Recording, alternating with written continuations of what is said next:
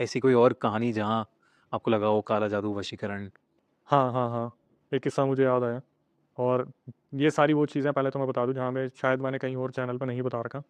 क्योंकि ये वो सब्सक्राइबर्स हैं जो एक टाइम पे हेल्प चाहते थे और उनको खुद नहीं पता था, कहीं न कहीं वो बहुत घिरे हुए थे इन चीज़ों में। जैसे अभी इससे पहले वाला मैंने बताया कि उसको खुद ही नहीं पता उसके ऊपर वशीकरण हो रखा है, वो सोच रही है उसकी बहन के ऊपर वशीकरण हो रखा था। ये पूरा इंसिडेंट है, आई थिंक ये जो फैमिली थी ये यूपी में रहा करती थी और जो लड़की थी वो बहुत ठाट-बाट से पढ़ी-बली थी, किसी चीज़ की कमी नहीं थी, दिखने में बहुत सुंदर थी और क्या हुआ इसको अपनी फ़िटनेस पे बहुत ज़्यादा वो था, प्यार था अपनी फ़िटनेस से।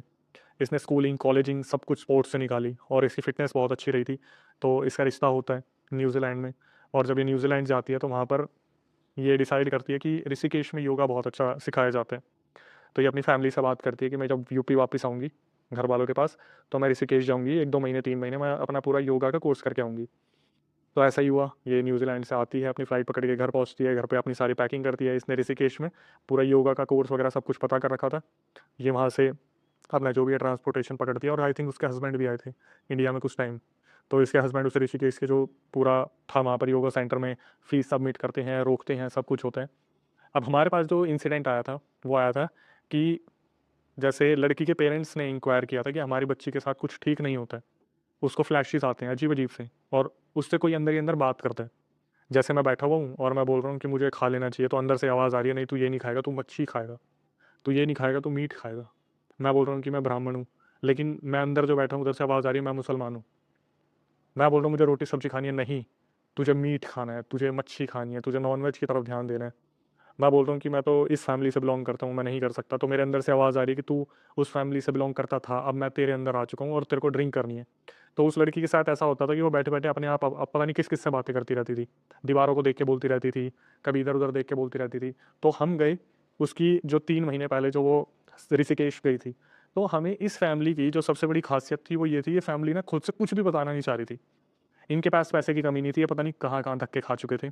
इन्होंने हमें बड़ों-बड़ों का नाम गिनवा दिया, उसमें बहुत सारे ऐसे लोग थे, जिनके पास बहुत सिद्धियाँ बताई जाती हैं, जिनके टीवी पे शोज़ आते हैं। ये हर जगह धक्के खा के आ चुके थे लेकिन इनको कोई भी सॉल्यूशन नहीं मिला था। और एक ना उस लड़की का राज़ था, जो राज़ ना तो उसने अपने घरवालों को बताया, ना उसने अपने हस्बैंड को बताया, कुछ नहीं बताया उसने। उसने बस ये बोला कि जब से मैं ऋषिकेश से आई हूँ ना, तब से मेरे साथ ये सब कुछ हो रहा है और कम से कम इस चीज़ को होते हुए 2-3 साल हो गए हैं। अच्छा। 2-3 साल से ये चीज़ें उसके साथ हो रही थी कि उसको फ्लैशेज़ आते थे, उसके अंदर कोई और होता था, वो किससे बात करती थी, किससे नहीं करती थी। अगर उसके हस्बैंड रात को सो रहे हैं, तो वो बस बैठ के दीवारों की तरफ देख रही है, पंखे की तरफ देख रही है और ऐसी-ऐसी बातें बताती थी कि जैसे उसके हस्बैंड से मेरी एक बार बात हुई, तो वो बोला कि भाई मेरी रात को आँख खुली, तो ये ऐसे लेट के कह रही थी 1, 2 और जब मेरी कुछ टाइम बाद आँख खुली, तो 2019, 2020 मतलब ये जो पंखे घूमते थे 1, 2, 3 ये लेटी-लेटी वो गिनती रहती थी। कोई अगर कोई मच्छर वगैरह आ गया, खड़ी होके उसके पीछे-पीछे घूमती रहती थी, जैसे उसे खाने की कोशिश कर रही हो, कहीं पे कोई कीड़ा उठाता था, उठा के खा लेती थी। इसकी एक्टिविटीज़ इतनी ज़्यादा दरिंदगी वाली हो गई थी, समझ नहीं आ रहा था मतलब इसके अंदर जो एंटिटी थी ना, वो शायद कुछ बहुत ज़्यादा क्रेविंग उसे मीट की, इन सब चीज़ों की होती थी और ये लोग अलग ही फैमिली से थे, तो ये लोग ये चीज़ें नहीं करते थे। बट ये बताते थे जब ये न्यूज़ीलैंड में होते थे, वहाँ पर अपने घर में मीठा लेके आते थे, गेस्ट वगैरह आते थे, तो गेस्ट पहुँचने के पहले ही वो मिठाइयाँ खत्म हो जाती थी। ये औरत ही अपने लिए मेहमानों के लिए लेके आती थी और जब इनके पति देखते तो ऐसी हालत में पकड़ते थे कि चाशनी गिर रही है हाथों से, रगड़-रगड़ के खाई जा रही है, चश्मा ठीक कर रही है मुँह पे से पूरा लाल पोतलियाँ, अलग-अलग मिठाइयाँ आती थी रेड कलर की, सेब बन के आते हैं, कुछ-कुछ चीज़ें आती हैं, गेस्ट के लिए आती थी लेकिन खुद ही कुछ ही देर में खुद ही खा जाती थी। हमने बोला अब हमसे क्या चाहते हो आप? हम ना तो पता आप ये नहीं बता पा रहे ना कि है क्या मेन मुद्दा क्या है कि लूप होल क्या है या कहाँ से शुरू हुआ बस इतना बता दिया, ऋषिकेश से शुरू हुआ था। तो फिर हमने पता करने की कोशिश की क्या थी क्या नहीं थी, तो फिर हमें पता चला कि 3 महीने ये जो ऋषिकेश में ये गई थी, हुआ क्या जब ये ऋषिकेश में गई थी ना वहाँ पे एक ट्रेनर था, जो इन्हें योगा सिखाता था और इनके पूरे ग्रुप में वहाँ पर 20 से 30 लड़कियाँ थी, जिसमें ये भी थी। तो फिटनेस इनकी अच्छी थी, बट इनके अंदर अहंकार बहुत था। जब ये वो ट्रेनर आता था ना ये सिखाने के लिए आप इधर से इस पोस्चर पे ऐसा कर लो, मेरे को पता है, मेरे को पता है, मुझे मत बताओ मुझे पता है। और कहीं न कहीं ये उस ट्रेनर को पसंद भी करती थी और वो ट्रेनर भी इन्हें पसंद करता था। जो ट्रेनर था वो मुस्लिम में था।